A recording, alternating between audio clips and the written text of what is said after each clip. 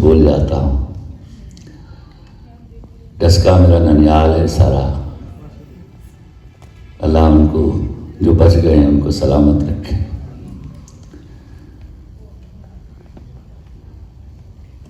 एक ताकतवर मुल्क, एक अपने पैरों पे खड़ा मुल्क हमें उस जगह ले जाएगा जहां हमें हर बार बैठ के फलस्तीनियों के लिए और कश्मीरियों के लिए पुरसा नहीं पड़ना पड़ेगा। मजमूई तौर पर एक भिखारी कौम इस काबिल नहीं हो सकती। वो जितना मर्जी ललकार ले, जितनी मर्जी चीखें मार ले और जितना मर्जी एहतजाज कर ले, उसकी सुनवाई कहीं कहीं नहीं होती। खुदा गवाह है, हम में से बहुत सारे जो इंसानियत के अलमबरदार हैं, जो विमेन और ह्यूमन राइट्स की बात करते हैं, भिखारियों को वो भी बड़ी बुरी नज़र से देखते हैं। तो आप कभी कभी बैठ के सोचा कीजिए, बस ये भिखारी कौम हमारी लोग क्या इज्जत करते होंगे और हमारे लफ्ज़ों की क्या कीमत होगी। हम वो बदनसीब हैं जहां शेक्सपियर 12-12, 14-14 साल की उम्र में मर जाते हैं। ये तो शुक्रिया अदा कीजिए यूट्यूब का कि हमारे जो शुरा हैं उनको अपने अशार सुनाने का मौका मिल गया है और वो कहीं ना कहीं सरायत करके आपके दिलों तक पहुंच गए हैं। वरना यहाँ बहुत सारे लोग हैं जो गुमनामी की मौत मर गए। वो बहुत बड़े असासा थे आपके। ऐसे लोग अगर पस मंजर में रह के मर न जाते तो आज आपकी तरबियत कर गए होते। आपको लफ्जों की पहचान और उसके इस्तेमाल का हुनर आ गया होता और यहाँ एक लाइन लगी होती, थैलेसीमिया के प्यारे बच्चों को जिंदगियां देने के लिए अपनी जिंदगी का कुछ हिस्सा, कुछ खून उन पर निछावर करने पर। एक पुरइत्मीनान जिंदगी उस वक्त गुजारना जब आपके यहाँ गुर्बत से मेरे यहाँ की गरीब की बच्चियां बिक रही हैं, हमारे लिए इंतहाई शर्मनाक बात है। खुदा के वास्ते कोई निवाला मुंह में डालते हुए ये सोच लिया करें कि आज भूखे लोग कितने हैं, या फिर इस भूख की वजह से कौन कौन बिक रहा है। और ये हो रहा है, याद रखिएगा। कबूतर की तरह बिल्ली के सामने आंखें बंद करके मत बैठिए। आपका 3 वक्त का खाना खा के डकार मार लेना कोई फरीजा नहीं है जो आप अदा कर रहे हैं। आपने उस हिस्से में से किसी को क्या दिया है, यह आपकी कामयाबी की जमानत है। और जब जब हम ये हिस्सा देने लगेंगे, गुर्बतों के सियाह बादल आपकी सरों से टल जाएंगे। सियालकोट को मैं हमेशा इसलिए भी कदर से की निगाह से देखता हूं कि ये लोग हैं, ये वो लोग हैं जो अपने पल्ले से एयरपोर्ट भी बना लेते हैं।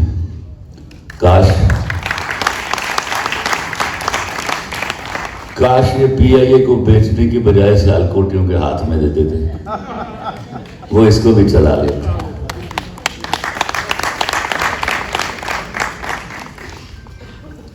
याद रखिएगा, कौमें मुख्तलिफ दीनी जमात के झंडे में खड़े होकर नहीं बनती। वो मेरे नबी का एक ही झंडा है, उसके नीचे खड़े हो जाइए, हम कौम बन जाएंगे। वरना हम इसी तरह। और ये मौलवियों को जो ढकोसले हैं ना कि वो अरबी में सवाल करेगा, तो खुदा के वास्ते उसको क्या समझते हैं आप? मतलब पैदा आपको पंजाब में करे, सिखाए उर्दू और सवाल करेगा अरबी में। उसको कौन सी जबान नहीं आती? वो जो कुर्राए अर्ज में आज तक आई वो भी, और जो कुर्राए अर्ज पर क़यामत से पहले आने वाली हैं वो भी सब। इतना छोटा ना कर दीजिए उसको कि वो अरबी तक कन्फाइंड हो गया है। तो कुरान शरीफ को अगर तर्जुमे के साथ पढ़ेंगे तो फिर इन मुल्लाओं से जान छूट जाएगी आपकी, और मुल्लाओं से जान छूट जाएगी तो आपके अंदर यगानगत आएगी। वो यगानगत कौम बनने के लिए बहुत जरूरी है। आप फलस्तीनियों पर कौन जुल्म उठा रहे हैं? यहूदी। तो मुझे बताइए, मेरा ख्याल है ये माइक भी उन्हीं का इजाद किया हुआ है। ये जहाज तो मैं 100% जानता हूँ, कंप्यूटर जो आप उठाए फिरते हैं बड़े करो फर्श,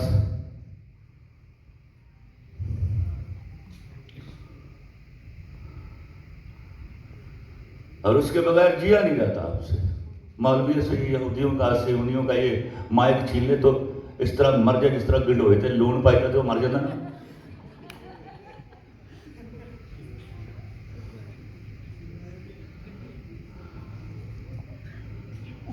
शोशाह ने कभी कौमें डेवलप नहीं की। शोशाह ने कभी आपके अंदर आपका पर्सन डेवलप नहीं किया। मैं पहले भी एक दफ़ा सियालकोट में ही कह गया था, अगर महंगे कपड़े पहनने से आप खूबसूरत होते हैं तो सोचो आप अपने आप को कितना बदसूरत समझते हैं, कितने सस्ते हैं आप।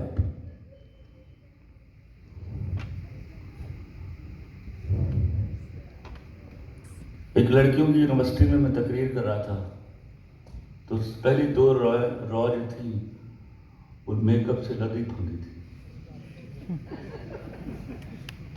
मैंने पूछा, क्योंकि अंग्रेजी बोलने का बहुत शौक है मेरे लोगों को, किसी को नहीं आती। एक कुड़ी ते एक मुंडा है जिहड़ा तुहानूं दस्से कि मैं अंग्रेजी च ख्वाब वेख्या।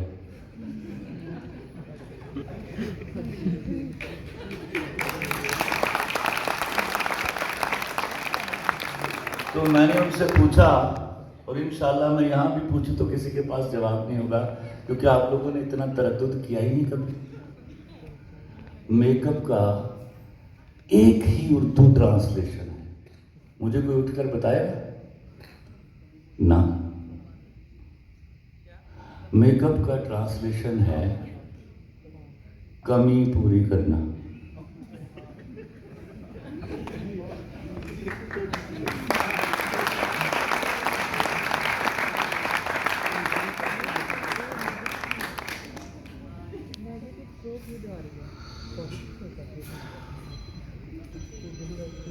मैं अब क्या कहूँ इसके आगे।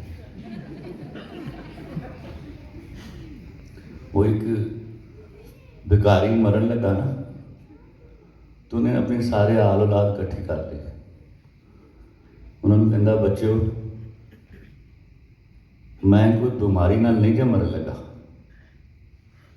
उन्होंने कहा, जी अब्बा जी, दादा जी, फिर तुसी किस तरह मरन लगे हो? कहता, मैं हैरत ना मरन लगा। उन्हें क्या हैरत का थी?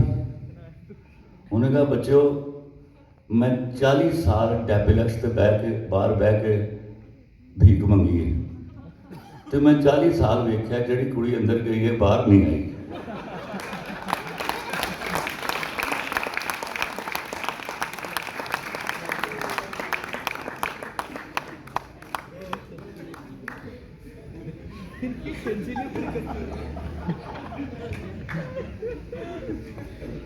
खुदा के वास्ते वो अल मुसव्विर है, उसने जो तस्वीर बनाई है खूबसूरत बनाई है। कैसे चैलेंज कर सकते हैं आप? ये जो हमने लफ्ज़ इजाद किए हुए हैं, वो खूबसूरत है, वो कम सूरत है। खुदा की कसम हम उसकी मुसव्वरी की तौहीन करते हैं।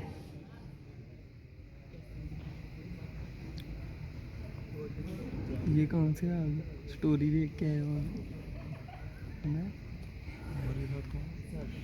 थैलेसीमिया के बच्चों, मैं खुश हूँ, दिलो जान से खुश हूँ कि मेरे यहाँ अभी ज़मीर मजमूई तौर पर सोए नहीं हैं। ऐसे लोग हैं जो आपकी ज़िंदगियों की ज़मानत हैं, और मैं उनको सलाम पेश करता हूँ। और मेरी दुआ है कि इसको कॉज मत बनाएं, इसको फितरत बना लें। एक एक खून की बोतल अगर दे दी जाए, खुसूसन गैर शादीशुदा लोग, तो खुदा की कसम किसी बच्चे को जिंदगी का धड़का नहीं लगा रहेगा। उस धड़का लगने से बचा लीजिए। इंस्टेड कि उनका फ़ोन आए ज़रूरत के वक्त, आप फ़ोन करके उनकी ज़रूरत को पूछिए। गांव बनने के सारे हुनर आप लोगों के अंदर मौजूद हैं। हम बड़े ही इतने जाहिल थे कि आपको ठीक रास्ते पर डाल नहीं सके। और एक बात और मैं आपसे अर्ज करता चलूं, एक वादा कर लीजिए, कसम खा लीजिए तमाम खातिन कि आपका शौहर जो हलाल के पैसे कमा कर लाएगा उसमें गुजारा कर लेंगे आप।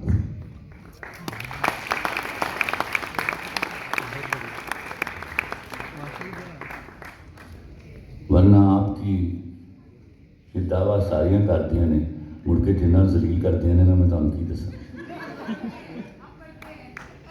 अल्लाह की कसम तो सारी जिंदगी शांति के साथ रहेंगे आप। मर्द जब हराम कमाने लगता है तो मेरी बात कानों में डाल के रखिएगा, उस हराम पैसे का अगला मसरफ 2 नंबर औरत होती है। I can bet on it, I tell you. उसको ये मान दे दीजिए कि मैं तेरे साथ भूख भी शेयर करूंगी। और रोज़ा आपको इसलिए रखवाया जाता है कि आपको एहसास हो जाए कि आपके सामने हराम का अंबार भी लगा हो तो आप हलाल की भूख को चुन लेंगे।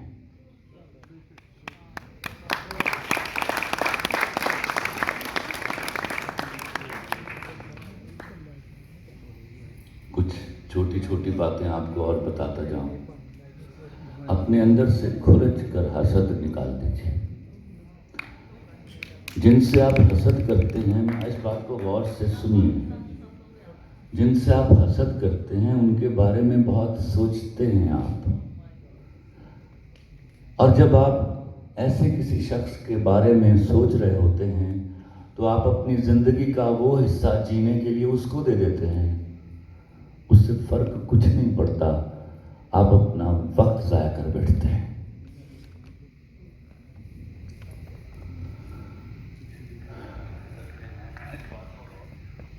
बस करते हैं कि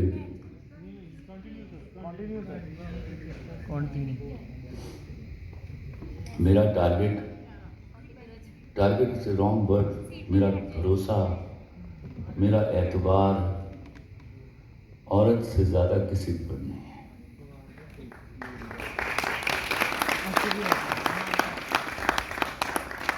वो मैंने एक मुकालमा लिखा है मेरे पास तुम हो में। अच्छा, पहले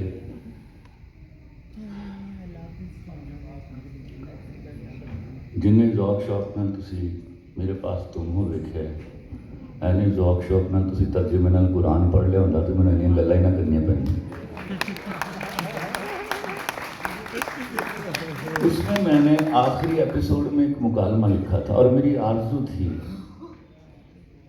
कि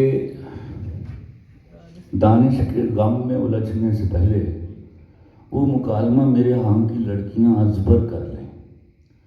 मैं वो याद दिलाता हूँ आपको।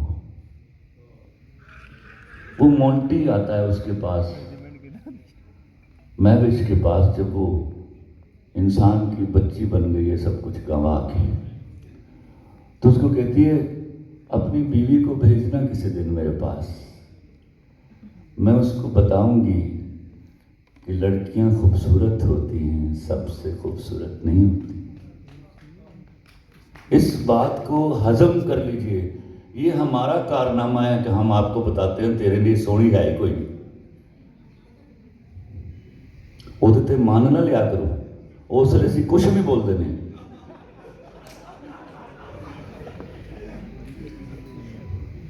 दो नंबर स्पीशीज है मर्द, मैन्युफैक्चर्ड एज सच। मुझे किसी ने सवाल किया, आपने वो डायलॉग लिखा है कि मर्द के पास इनकार करने की काबिलियत नहीं होती, तो मैं कलमा पढ़ के ना अपने समेत मैं अपने आप को मर्दा जो बाहर कढ़ता, मैं ये लैटिट्यूड नहीं देने वाला उसको।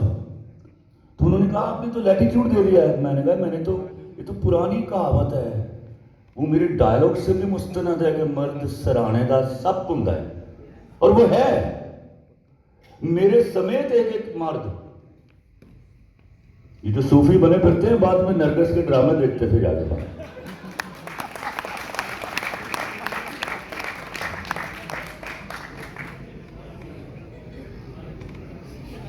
आप जो है ना, आप बड़ी हैं बहुत। आपको पता होता है आपका मर्द झूठ बोल रहा है और आप चुप करके कहती नहीं तुम सच बोल रहे हैं। आप बड़े लोग हो, आपके अंदर खुदा ने अपनी फितरत डाली है और उसकी सबसे जो तारुफ है उसका, जब वो हाथ मिलाता है आदमी से कहता है और शुरू करो उस अल्लाह के नाम से जो बड़ा मेहरबान और निहायत रहम करने वाला है। तो आपके अंदर वो रहम करने की फितरत डाली है, माफ़ करने की फितरत डाली हुई है। उससे खुदा के वास्ते किनारा ना कीजिएगा। असी बंदे के पुत्र नहीं के बनना। हमारे लिए आपकी वफादारी में वो मौजूद है। आपकी वफादारी बनाती है हमें बंदे का पुत्र। इनसिक्योर ना कीजिए मर्द को। अपनी बीवी से, अपनी महबूबा से इनसिक्योर होने वाला मर्द कभी अच्छा मर्द डेवलप नहीं होता। Tell him I trust you, हालांकि ट्रस्ट कोई नहीं होता था। हाँ, एक दिन मेरी बुढ़ी मैंने फड़ के लगी ना साइड से, कहती इधर आए ना तू बाहर बड़ा वली ते सच्चा बनया फिरना तो दुनिया जहान दे झूठ बोल रहा मेरे नाल। मैं उन्हें बिठा गया, मैं कहा अल्लाह की किस्में बीवी ने झूठ बोलना शरी स्वाब है। मैंने कहती है वो किस तरह, मैंने कहती है वो किस तरह। मैं क्या वेख महल्ले का जो सर्टिफाइड झूठा है ना तो वो गल मन लेनी, मेरी नहीं मननी। मैं तेन कलमा पढ़ के कह कि मैं फलानी जगह से चलिया तू नहीं मनना तो तेन है ना गुनाह, तो मैं बोलना ही झूठा करके तेन गुनाह ही ना हो।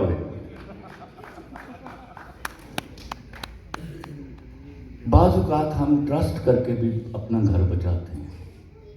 ट्रस्ट एक शीशा है जो मर्द की जेब में डाल के भेजो ताकि उसको शर्म आती रहे, ये शीशा मैंने टूटने नहीं देना।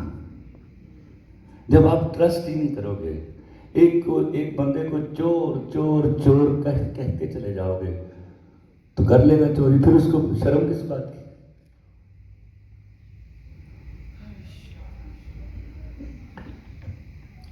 याद रखिएगा, जब मैं सिर्फ मर्दों को पर तकरीर कर रहा होता हूँ ना तो मैं बड़ा डिफरेंट होता हूँ। आज आप लोगों को मैं बता रहा हूँ, उनके साथ मैं बड़ी सख्ती से पेश आता हूँ।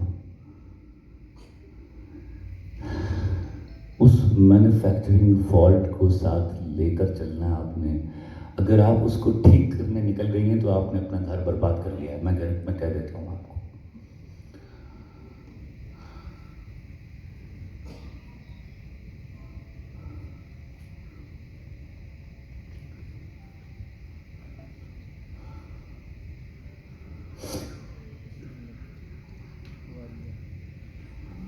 मैं बहुत सी बातें आपसे करना चाहता हूँ, लेकिन मैं डर रहा हूँ कि धुंध आने वाली है मोटरवे पे, और अगर मुझे वज़ीराबाद रोड से, जिसको मैं रोड कहने के लिए तैयार ही नहीं हूँ इस वक्त, अगर मुझे उस तरफ से जाना पड़ गया तो मैं तुम जाके बड़ा बुरा भला कहना कि मैं तुम साफ दे सकता।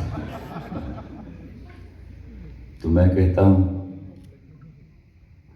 आइए इन महफिलों को इस तरह उस्तवार कर लें कि थैलेसीमिया के बच्चे आपके पास बैठे हों तो आपके अंदर ये एहसास ना हो कि आपने इनके लिए कुछ किया है। आपको लगता है आपने उनके लिए कुछ किया है, खुदा की कसम करते आप अपने लिए हैं। वो जो वहाँ वो देख रहा है ना, मेरा भोले बादशाह, वो बड़ा खुश होता है, बड़ा राज़ी होता है, उस वक्त झूम झूम जाता है वो कि अच्छा मेरे नबी की उम्मत में अभी वो लोग बाकी हैं जो अपना खून देकर किसी की जान बचा लेते हैं। आमना, तुम बहुत जीती रहो, हमेशा खुश रहो। मोहित, सलामत रहिए। और आपको मैं नाम भूल रहा हूँ, I cordially appreciate you the efforts I tell you. इसी तरह बच्चों को ये बताइए एक खून की बोतल 6 महीने में देने से कोई फ़र्क नहीं पड़ता, ये चीज़ ये आगे ही देनी होगी। और फिर मेरे बच्चे मुझसे बड़े बेहतर है, हमने तो ना दी, मेरे मैं कोई बोतल अपनी बुढ़ी में देती है, ਉਹਦਾ फायदा कोई नहीं होया।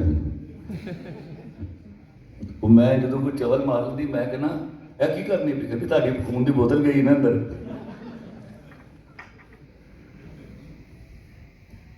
यहाँ जो बैठे हुए मर्द हैं उनको मैं खातीन के सामने अच्छी ज़िंदगी गुजारने के 4 गुर बताता हूँ। अल्लाह के वास्ते उन पर अमल कर लीजिए। और मैं खातीन के सामने बता रहा हूँ, घर के अंदर कभी मर्द ना बनिए। जब अंदर जाइए, घर के दरवाजे में पैर रखिए तो मर्दानगी बाहर छोड़ जाएगी।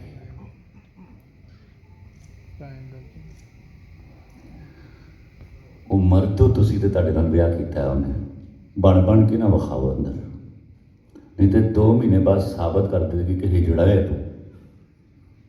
मैं आपको फितरत बता रहा हूं इनके सामने औरत की। देन कभी ना उसको बताइए कि मैं तुमसे ज्यादा अक्लमंद हूं। बेवकूफ बनने की अक्लमंदी है तो निकल जाती, लेकिन फिर वो सारी उम्र के लिए आपको अक्लमंद मान लेगी। नहीं तो इंशाअल्लाह 2-3 महीना साबित करेगी कि तेरे नाल तो जाहिल आदमी मैं अपनी जिंदगी नहीं देखी। मैं आपको गारंटी कर रहा हूं। तीसरा, always request to your wife. कभी ना उसको कहिए कि मैं कह रहा हूं, who the hell are you. 10 दफा ना माने, 11 दफा भी रिक्वेस्ट कीजिए, 11वीं दफा मान जाएगी तो काम पूरे दिल के साथ करेगी। और चौथी बात, ये कुंजियां हैं सक्सेसफुल मैरिटल लाइफ की। जब भी कभी कामयाबी मिले, जाके बताइए सब तुम्हारी वजह से हुआ है। उससे कामयाबी छीन नहीं जाती, पर जिस बड़े पेडिस्टल पर आप उसको ले जाते हैं, खुदा की कसम वो खींच कर आपको वहां ले जाती है।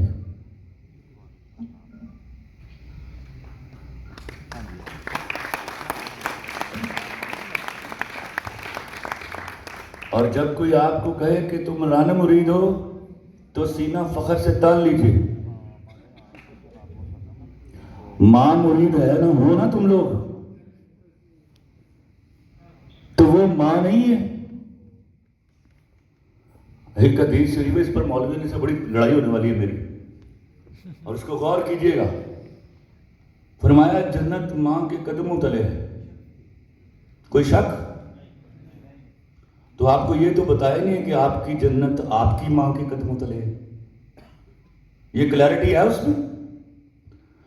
तो औरत तो फितरतन मां होती है, वो बेऔलाद भी हो तो फितरतन मां होती है। तो आपके पास इमीडिएट मां कौन है? अपनी मां के बाद आपकी बीवी, आपके बच्चों की मां। मां वाली जन्नत ऊपर मिलनी है, बीवी थले दे जाएगी थानू, नहीं लैनी तो खसमा खाओ। ये बातें समझ नहीं होंगी। अपनी बीवी का एहतराम कीजिए अपनी मां के बराबर।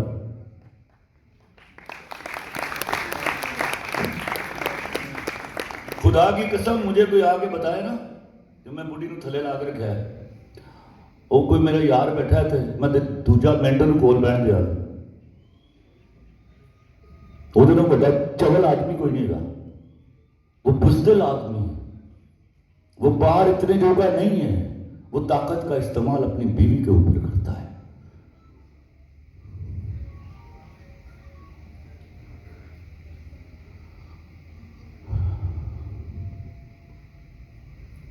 लतीफा भी याद आ गया।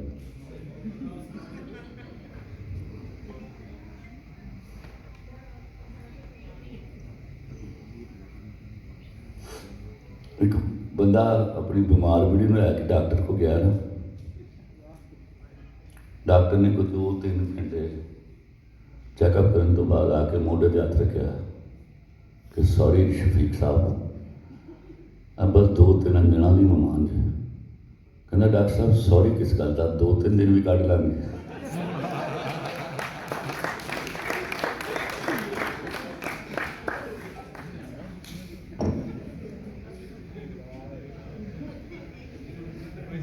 सिगरेट लाने जो पिछड़ा पॉज आ रहा है ना, सिगरेट ना लाने की वजह दे ओपन सिगरेट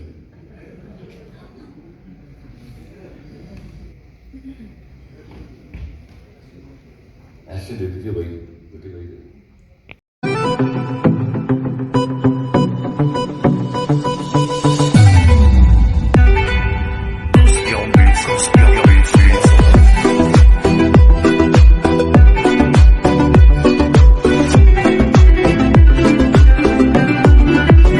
काम करेंगे, हम चाहेंगे उम्मीद के साथ कि हर जाति तरह से इंशाअल्लाह वो दुनिया खिलाता रहेगा फलस्तीन के लिए और किसी भी मुसलमान का लिए कि हम इंशाअल्लाह अपना किरदार अदा करते रहेंगे। आप सबकी आमद का बहुत शुक्रिया। इस इवेंट को, हमारी काबिल को कामयाब बनाने का बेहद शुक्रिया। शुक्रिया उस्ताद को, शुक्रिया पाकिस्तान। वो जो है ना हमारा यहाँ पे करते हैं हम इसको वाइंड अप, और मोहित भाई भी हमारे साथ हैं। हमें आज के शो में यकीन नहीं था, उससे ज़्यादा मज़ा आया और बहुत अच्छा लगा है शबर जाफरी के आने का भी।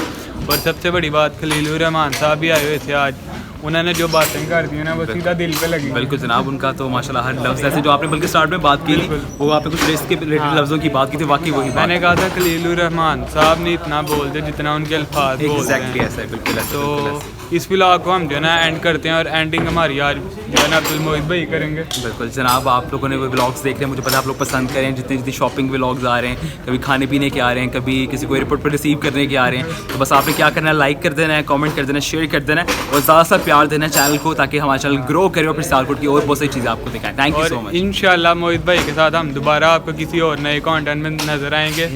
अगर मोहित भाई हमें याद कर लेंगे तो फिर डेफिनेटली आज भी आप याद। Thank you so much. Okay, bye bye, tata, अल्लाह हाफिज़।